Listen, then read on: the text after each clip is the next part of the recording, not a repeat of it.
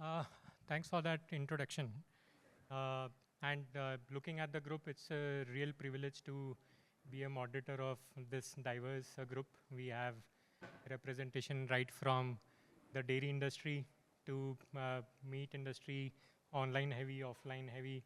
And of course, I represent the packaged food bakery business. In fact, I was going through the list of speakers, and I must say that uh, I'm a minority here, representing the incumbent side of companies. But yeah, I think that is what makes this pretty exciting. My first round of questions would revolve around the category building. I think that is what most of us are doing in our own spaces. And we can go category by category. And I think Rajesh, I would like to start with you, given the fact that yours is the first category that Indians consume as soon as they wake up. Uh, what I would like to talk about is that when it comes to dairy as a category, uh, milk and milk plus plus, I think trust is everything, and it's consumed by almost everyone in the household. And I think Akshayakalpa has done a brilliant job in building that trust over the past couple of months, or rather past couple of years. The question that I have for you is that how do you go about building and maintaining, consumer trust, especially digitally? Because I think that is where that is your primary channel, given the fact that there's low touch and feel online. Yeah, so good to be here. Sort of. So yeah, milk. As you know, it is something as almost like a very the brands that are existing here. They're almost like an emotion, right? I mean, you take let's say Nandini or an Amul. These are all brands with which people actually grow up. I mean, these have been there for multi decades, right? So they have built a trust over a huge period of time, and almost they are either associated with the state or with the nation itself. Let's say in case of Amul, right? So in a category like this, when you come and say something, it is not just a marketing. It has to be something really, really authentic and different. Otherwise, you will be exposed sooner or later. I mean, you will just come and you will disappear in some time, right? I think how we build trust is while the business is predominantly online, it is quite challenging to build the trust online, right? So our trust was built over a 15-year period. Right? It's been a very long and painful journey. The primary way we build the trust is we have something called as a farm visit program, right? Where we basically take people from Bangalore and take them all the way to Tiptur, which is where our farms are, right?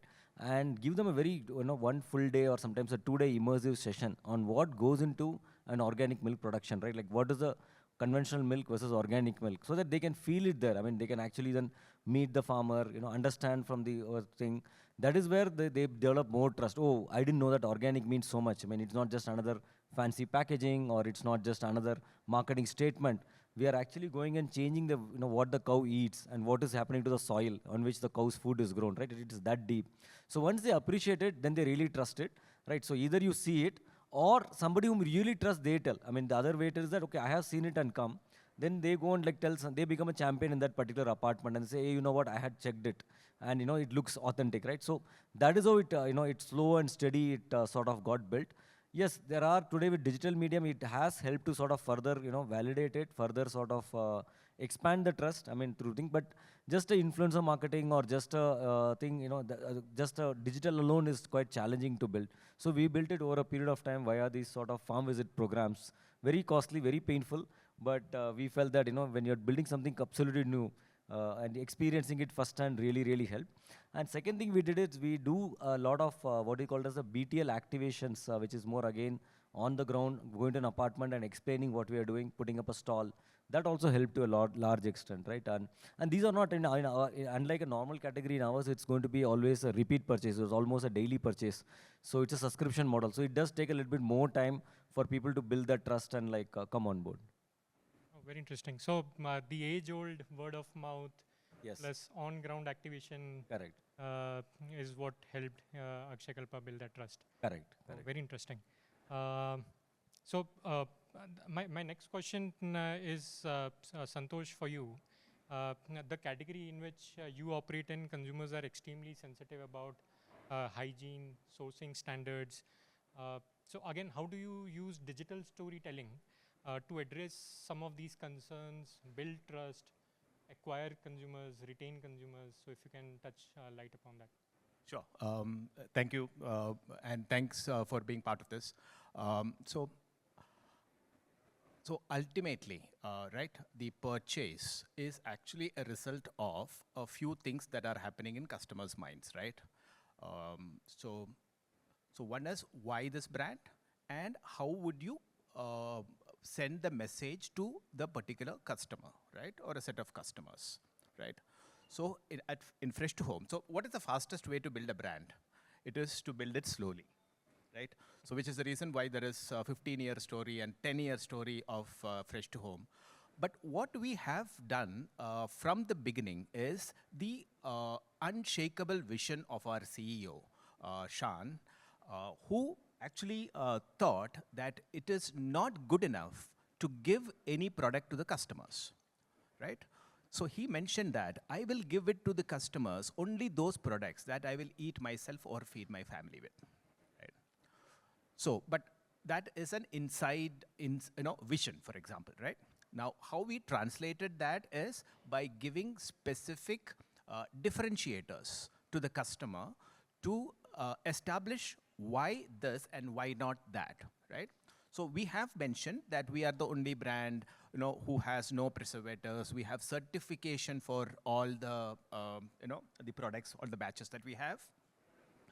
And that story, said in many different ways, in different contexts, for the last, I think, 10 years, has made Fresh2Home a kind of an established brand as far as no preservatives is concerned. So for you who are kind of starting up, I think most of you would be startup founders, etc., right? So that story, now the best way to say the story, so that is what of the story, right? Now the best way to say the story, as he rightly said, for convincing people, the best way is to say one-to-one. But then the fault of that is it doesn't scale so much, right?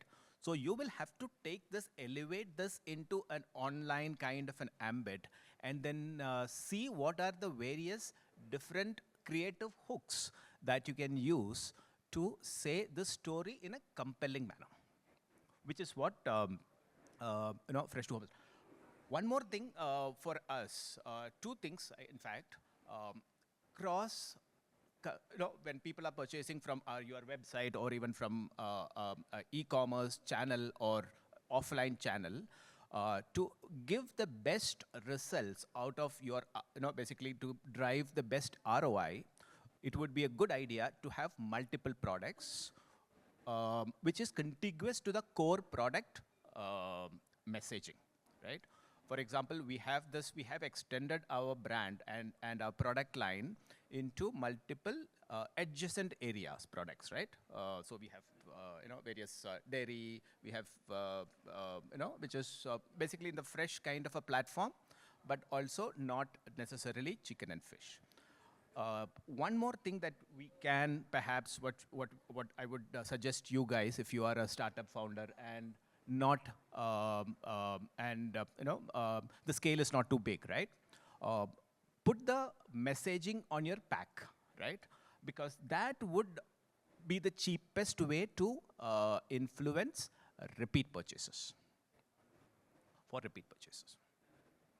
Oh, nice. So once I already convert, in order to ensure that I come back, it's a smart way of introducing the brand story on the packaging itself. Absolutely.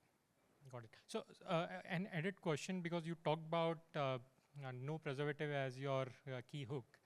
I think fish is one of your largest category. How do you build that story? Is it through a sourcing story? So what's your storytelling about on how do you ensure that that point gets landed? Yeah, so as, just to elaborate on what I said, right? So first is attention. So you are saying a story, but if nobody is listening to you, you are not saying a story, right? First is attention. Attention through unusual, disruptive visuals, right? Unusual, disruptive messaging. Second is layer it with emotion, right? Transactional stories die the fastest death. Third is have proof points, like he mentioned. Why do I believe you? Yeah, what you're saying is great, but why should I believe you? So you need to have proof points mentioned in a very credible manner, right? So like how Akshayakalpa did, that's actually the proof point, right? Because that actually builds the entire story, right? So for us, right from sourcing, because ultimately the fish is, if you crack sourcing, and for Akshayakalpa, FreshToHome, there are various methods wherein we have full control over sourcing.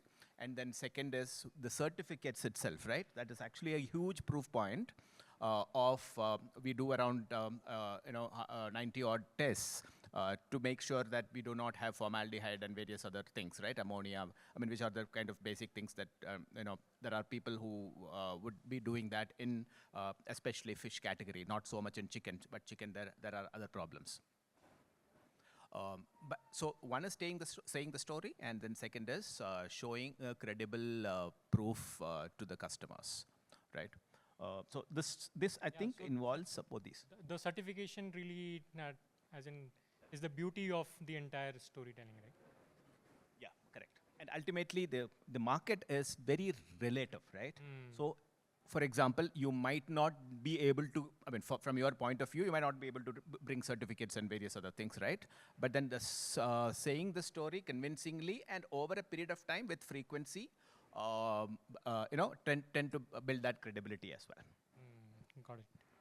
Thanks for that. Valid point. I think this certification, see, even in milk, for example, right? A lot of people were doing, initially just marketing thing, right? Okay, this purity, this, that, etc. But Akshayakalpa, we have certification to say it's organic, right? So earlier people are not that, nuanced or that differentiated to notice all of this. But with all this label padega and other movements that is catching up, people are getting more and more, aware of these things. The one more thing for building trust is the importance of channel partner. I think, you need to sell to channel partner also, even though it's a digital channel, right? The team within that needs to be convinced. For example, even let's say one of our channels is FreshToHome's daily business, right? They are one of our channels. So at a very senior level, you need to go and convince the team that, hey, Akshayakalpa is authentic, especially in early stage. It is very critical. They do play an extremely important role, and despite everything looking very mechanical, very transactional, believe me, the category teams and the senior people there can make a huge difference if they believe, very strongly in a brand and its story. So just make that extra effort to build credibility with the channel partner. That's one of the ways to, again, enhance the trust. Makes sense. And those are the folks who are on ground, and of course, then they end up becoming your, as in they speak your, and they become your brand ambassador. Correct. Very interesting. Now moving on to Shashi, I think the meat space is looking crowded as we speak, right? In fact, on a lighter note, even if we see on this stage, the majority is with the meat category. So coming back to my question, in such a crowded meat space, there's an unorganized sector, then there are online players. If you can talk about how you're differentiating and what makes you stand out in this crowd. So what's your strat about? Hi, good evening. I'm Sasikumar, co-founder and CEO of TenderCuts. Thanks for having me here. First, let me clarify one thing. See, we are not in an overcrowded category. In fact, as a country, 90% of the consumption in fresh meat still with the hands of unorganized. So, to answer to your question is, TenderCuts is one of the first true omnichannel retail first brand in the country. We are in the under-penetrated category. Yeah. So there is so much to do. And apart from us, there are only few D2C meat players. And then you are quick commerce, grocery apps selling meat. And they are not a meat first businesses. So the reality and opportunity still is in the hands of unorganized sector. So to answer to the second part of the question is, pricing is something we never, believe in it. We always differentiate in the business where we stands for trust, quality, consistency. That is where TenderCuts stands for. So we are in a business of solving for the real protein problem. As a country today, 70% of the population is still protein deficient. So TenderCuts started with the mission of solving the protein problem by delivering clean, hygiene, protein available at an affordable price, accessible to millions of households. That is what stands apart from our competition and the wet market. Got it. So if I understand right, what you're saying is that while there are multiple players out there, but the source of gain really is from the unorganized part of players who are huge, and hence, as in all these players can coexist and grow. Absolutely. See, the category is still, uncluttered, and TenderCuts stands for three core pillars: trust and safety. We are 100% traceable sourcing. We have end-to-end cold chain technology from sourcing till last mile delivery, and all our orders being the first cut, first delivery from day one till the last night is going through the same benchmark on quality parameters, which is delivered to the end consumer. And then we are after this purpose-led business, like as I said, providing clean protein to the millions of households. That is our purpose we are stands for today. And I can proudly say that in the last 22 months, we have gone through a phenomenal crisis. Today, we are one of the first brand profitable in this omni-channel meat business. We truly stand by our promise, make sure clean protein available, accessible, consistent to the whole nation. That is the promise we are going after. Oh, wow. So congratulations first on driving that profitability. That's quite rare Thank you. in today's time. So I'll also add 2 cents to the category that I represent. At least as far as the online channels are concerned, even the portfolio play itself is very different. The kind of offerings that consumers are looking for when it comes to offline versus online, the need space is quite different. I'll give you an example. And in fact, in today's time, at least in the packaged food space, I think what is really critical is to have a really strong social listening and commerce listening tools, which gives you an understanding on what is happening out there. So I'll give you what is happening at least in the world of online packaged food space. So there are 2 extreme trends that consumers are looking for. One is a no-brainer wherein people are looking for healthier alternatives. People want cleaner labels. People want product without maida, without sugar, without palm oil. In fact, protein is the new rage where people want protein not just in protein bar and in whey.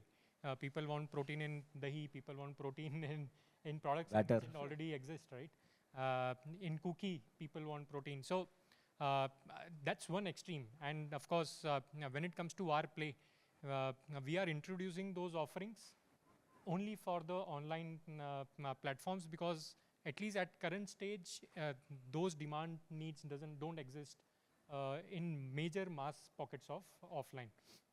But the interesting insight is that while the healthier part of the portfolio is growing, what is really exploding is extreme indulgence.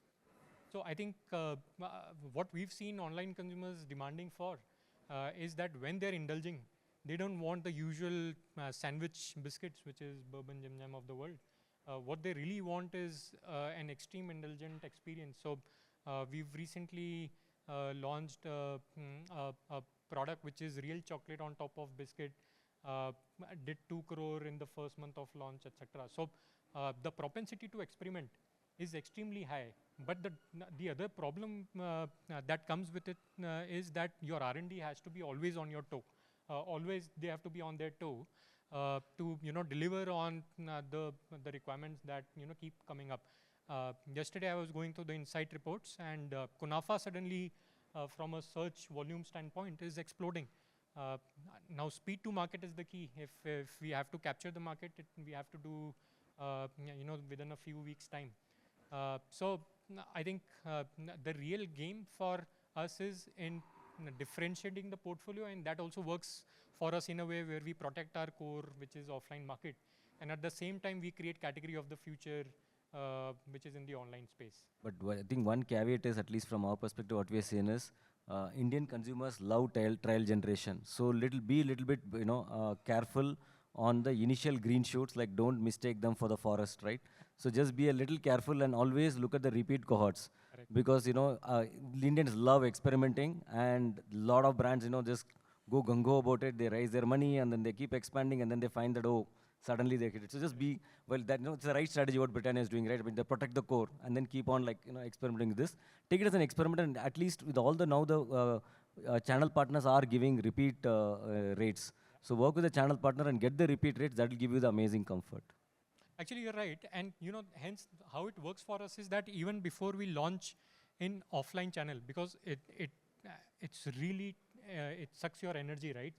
When you hit the offline channel, plus to drive awareness, etc. offline is really, really expensive.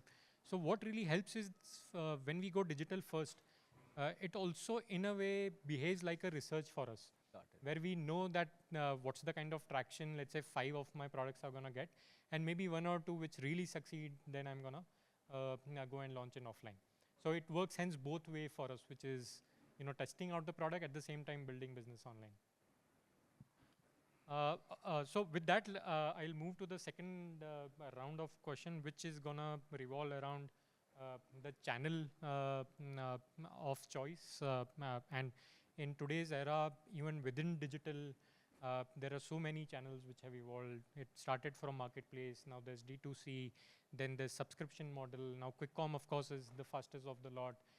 There's e-grocery, which is somewhere out there. So starting again with Rajesh, well, traditionally milk, of course, has been offline heavy category, and of course you have created a business and you've built a business digital first. What I would like you to talk about is that how is digital giving you an edge as far as consumer acquisition and retention is concerned? And also the second part of the question is that which channel, which is D2C, subscription, quick-com, are providing most effective for your growth? Got it. So I mean, before we start, so we didn't start digital first. I mean, when Akshayakalpa was started, that time digital penetration was quite low, right? E-commerce was not this big, and Fresh was not even part of the digital ecosystem then. So we had to take the painful route of milk agents. I mean, there are a lot of challenges, right? So one thing I think we have to remember is be distribution agnostic, right? Don't get married to a distribution channel, because distribution channels, nobody saw the emergence of Q-com. At least even a few years back, we didn't ever think that Q-com is going to be this big, right? Or we didn't even imagine that milk will be so much digital. So first, be flexible, I think, and even Akshayakalpa case, we started with the agents, right? I think once the brand is built, right, then channel becomes very, very easy. And today, for example, digital is far easier than retail. I mean, physical retail, to be frank. I mean, that is where I think if it's Britannia, if it is true for, if it's true for the scale of Britannia, imagine how it will be for rest of us who are much smaller, right? So in our case, there are 2 very distinct type of, purchase patterns even within online. One is where milk, which is like a subscription product, because you require it almost daily basis for most of the consumers, right? So then they basically use subscription apps. So primarily it's our own app, which is Akshayakalpa's own app, but we also have good partners, like for example, FreshToHome has a daily delivery business, Milk Basket has a daily delivery business. I think that's what helped us to reach the customer on a daily basis, right? And this was the case before the Q-commerce came in. Actually, even our paneer and curd used to be, or a ghee used to be ordered via this channel. So it worked like that. But with the emergence of quick commerce, I think people are already, putting the pan on the stove and then figuring out where is the paneer, right? I mean, that's how they order. So you need to be, you can't afford to miss the Q-commerce fix. So for the products, Q-commerce is what has really, really taken off, because nobody has the patience to like order the previous day and wait for the next day to come, right? I think for the products. So milk, yes, or unless the product is not available anywhere else, then they can. But in generally, today that's not the case. So be very nimble. I mean, each product will have a different, fit. And all said and done, retail is a small part of Akshayakalpa, but you can't ignore retail, because still retail is, for the products, is the single largest market. It is tough to build. You need to be patient. And you need to go slow on retail. Like you can't really expand into many cities, or you can't do like many stores. Do a few stores, get it right, and then expand. But retail is a must eventually for every brand to sort of become mainstream. Yeah, no, that makes sense. So I think uh, what you're saying is that even consumer propensity to buy differentiates from a Yes. category, or rather from the channel they go to for. Correct, correct. Oh, wow. Okay, got it. Okay, a slightly different take from you, Shashi, because I think we talked about that outside, but for the larger audience, if you can talk about that, while the large part of the category is still unorganized and offline, I know you have a really strong omni-channel play. So how are you, combining the physical experience with digital convenience? If you can touch light upon that.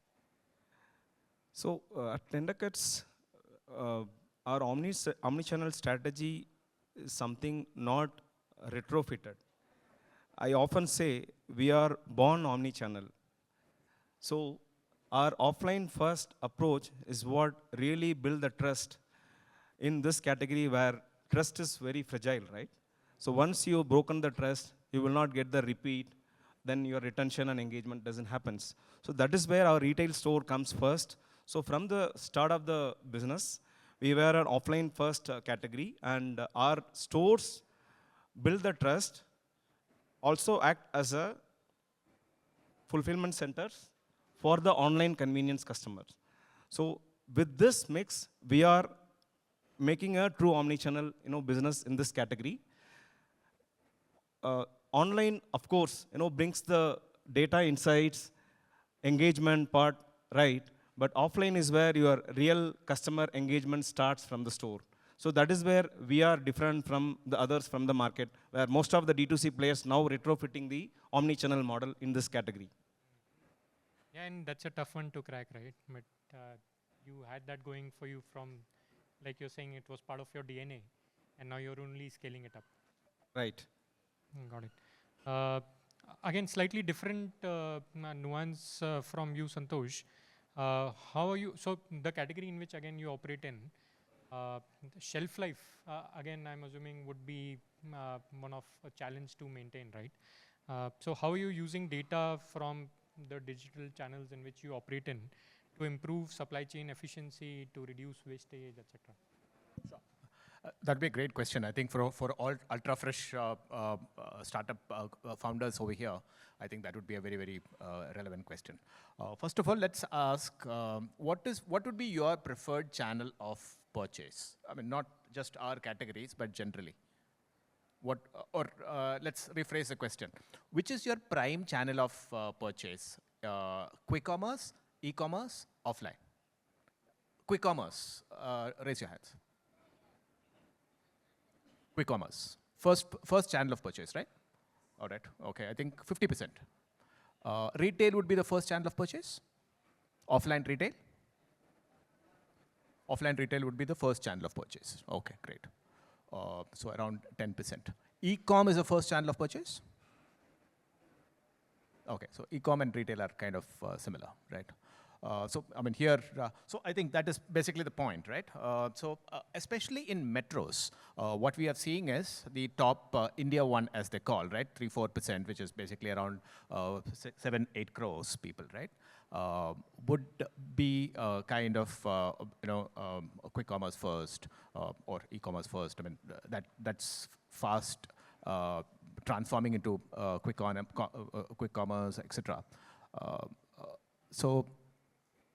With respect to the price premium and all that they said, right? So if you are doing something on those lines and that segment, I think quick commerce is a very, very apt fit that way.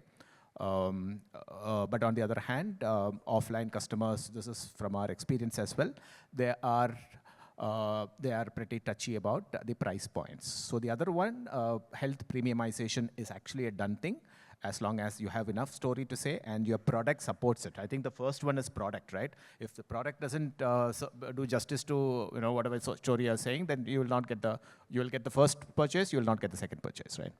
So coming back to the question, so we have data, which is, so we actually work with a lot of data, right from sourcing as well as from inventory planning, as well as, the various hubs, areas kind of fulfillment. Because ultimately, in our category, the inventory is everything, right? Because if your inventory is gone bad, then the entire profitability falls down, right? So we have data of over the last, I think, 8 years of data on pin code wise, area wise, people's propensity towards what kind of a product, and especially when it comes to festivals, because there is a drop of purchase, and then the next day probably it will shoot up like 10-15% higher than the normal for that particular day. Let's, for example, Monday, Sunday, right? We also have another interesting complexity there, which is basically substitutability, right? Because if you do not have one product, so if you have, for example, mackerel and sardine together, so that will be a scale, right? But then if you do not have sardine, because people substitute easily for mackerel or probably pink perch or whatever. I don't know how many fish consumers are there, and then whatever I'm saying makes sense or not, but so we have that kind of a data, so which has actually resulted in us, so we were before this around 30% wastage and all that, and we have been able to effectively bring it down to around 2.5% in fish and probably less than 1% in chicken right now. Oh, wow. So I think that's an interesting topic in itself that you opened. Yeah, and it's a large topic in itself. I think we are left with some 4 odd minutes. I think Rajesh and Shashi, if you can also touch upon this, which is how are you leveraging data/tech in any part of your business, right from backend to supply chain to driving business. If you can just touch upon some of those tech and data elements which are really helping the business out. I mean, today, no business can operate without tech. For example, in our case, let's say at the back end, we have 200-member extension team, right? So each one of them, is carrying an app, right? So every cow is tagged in our system. So to that level, we have the data, because we need to track it cow-wise. What is the sort of milk each cow is giving? So because all of this is indication of any sort of a disease, right? We need to know when the milking period is ending, right? So all of that. So second thing is each farm, what is getting grown? Does the cow have enough food to eat, right? It shouldn't happen that if there is a issue in the climate side, we shouldn't run a shortage of fodders, right? So we need to keep track of that. Then when the cows are milked, we have devices to measure at what temperature the milk is right now at the farmer level. We have farm level chillers. So we track that also to say that, okay, what is the temperature at which the milk is there? Because if it's going above 4 degrees for too long, then the quality will go bad, right? And each of the vehicles, I mean, nowadays it becomes almost customary, right? Almost everybody is tracking the vehicle temperatures. So every step there is a data on it. It's not just one app, right? I mean, the consumer app, believe me, is the easiest thing to build, right? But these are the tougher ones to build and manage the data.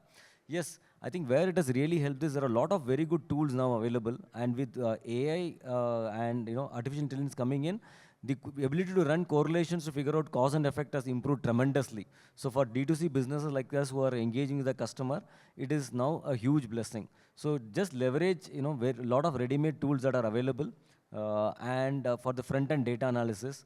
So that's something that we have started doing. And also try and automate some of the call center things, because believe it or not, people do require interventions, right? So a lot of call center related things will come.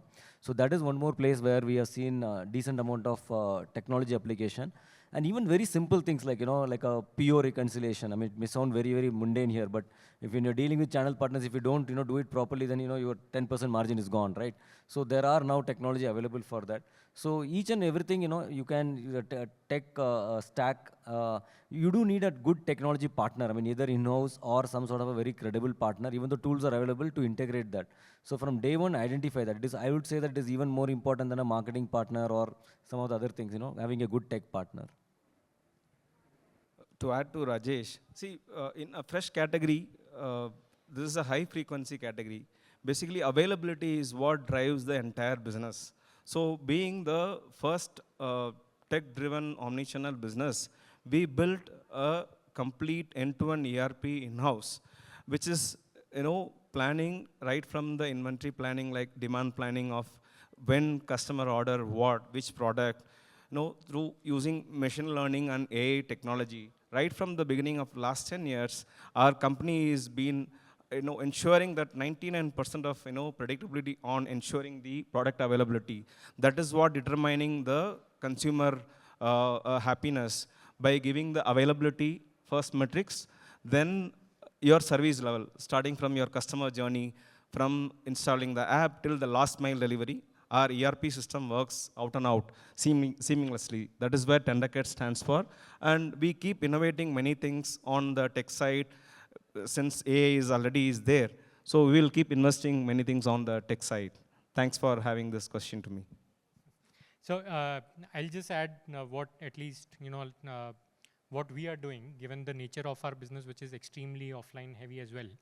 But like I talked about that, many of our launches are also online.